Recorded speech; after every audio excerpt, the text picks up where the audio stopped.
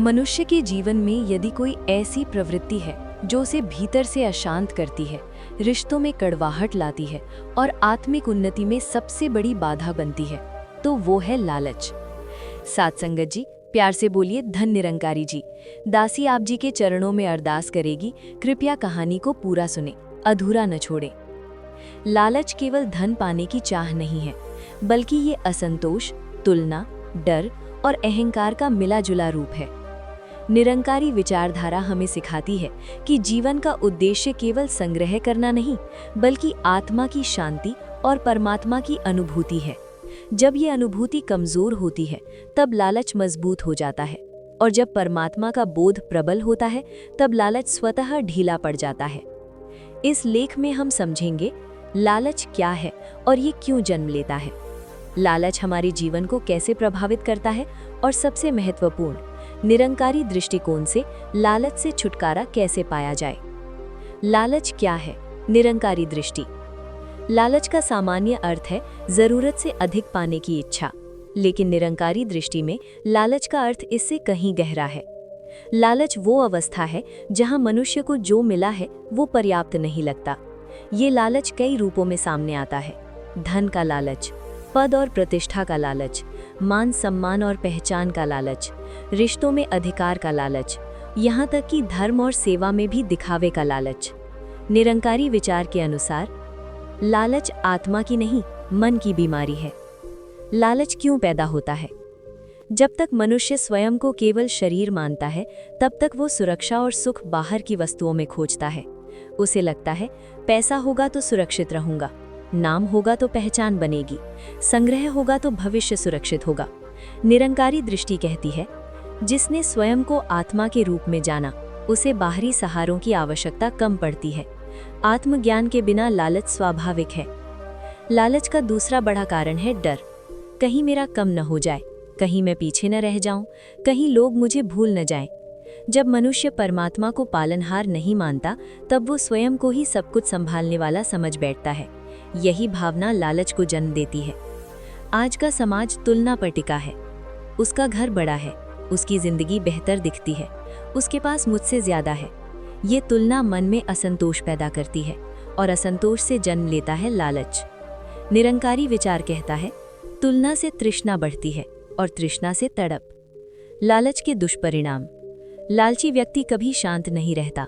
मिला तो और चाहिए, नहीं मिला तो दुख, छिन गया तो क्रोध। मन हर समय भागता रहता है। लालच रिश्तों को व्यापार बना देता है।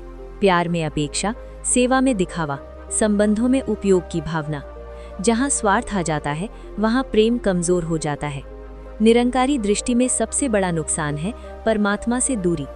लालच मनुष्य का ध्यान संसार में उलझाए रखता है और आत्मिक उन्नति रुक जाती है। लालच से छुटकारा कैसे पाएं? निरंकारी उपाय। अब प्रश्न केवल लालच को समझने का नहीं, बल्कि उससे मुक्त होने का है। निरंकारी विचार का मूल आधार है ब्रह्म ज्ञान। जब मनुष्य ये अनुभव करता है कि मैं शरीर नहीं, आत्मा हूँ, परमात्मा हर जगह हर समय साथ है, वही दाता है, वही पालनहार है, तब मन का डर कम होने लगता है और लालच स्वतः ढीला पड़ जाता है। संतोष का अर्थ ये नहीं कि प्रयास छोड़ दिया जाए। संतोष का अर्थ है जो मिला है उसे प्रसाद समझना। निरंकारी जीवन में संतोष कमजोरी नहीं, बल्कि आंतरिक शक्ति है। जो व्यक्ति कह सकता है मेरे लिए इतना पर्याप्त है, वो लालच से एक कदम दूर हो जाता है। कृतज्ञता लालच की सबसे बड़ी औषधि है। हर दिन ये देखना सीखें मेरे पास क्या है, न कि ये कि मेरे पास क्या नहीं है। जो मन धन्यवाद कहना सीख लेता है, वहाँ लालच टिक नहीं पाता। निरंकारी विचार में सेवा का बहुत बड़ा महत्व है। सेवा अहंकार को पिघलाती है, मुझे चाहिए की भावना को कमजोर करती है। विशेष रूप से मौन सेवा, जिसमें ना नाम हो न दिखावा, लालच को जड़ से हिलाती है। दान केवल धन का नहीं होता, दान हो सकता है समय का, प्रेम का, क्षमा का, सहानुभूति का। जब मनुष्य देना सीखता है, तब संग्रह की भूख कम हो जाती है। लालच का एक बड़ा रूप है अत्यधिक अपेक्षा, लोगों से, परिस्थितियों से, जीवन से। निरंकारी दृष्टि कहती है अपेक्षा कम, स्वीकार अधिक। जहां स्वीकार आ जाता है, वहां शिकायत और लालच दोनों कमजोर पड़ जाते हैं। लालच मनुष्य को या तो भविष्य में ले जाता है या तुलना में उलझा देता है। निरंकारी भाव सिखाता है, जो वर्तमान में परमात्मा को जी ले, उसे भविष्य की चिंता नहीं रहती। लालच से मुक्त व्यक्ति की पहचान। जिस व्यक्ति में लालच कम हो जाता है, उसमें चेहरे पर शांति, व्यवहार में सादगी, वाणी में मधुरता दिखाई देती है। वो कम चाहता है, ज्यादा देता है और भीतर से संतुष्ट रहता है। लालच कोई बाहरी शत्रु नहीं है, ये केवल एक संकेत है कि हमने कहीं न कहीं अपनी आंतरिक पूर्णता को भुला दिया है। निरंकारी विचार हमें ये याद दिलाता है कि परमात्मा पूर्ण है, आत्मा उसी का अंश है और संसार अस्थायी है। जब ये सत्य केवल समझ नहीं बल्कि अनुभव बन जाता है, तब लालच अपने आप विदा हो जाता है। लालच छोड़ने की चीज नहीं, समझने की अवस्था है, और समझ आते ही वो स्वयं छूट जाता है।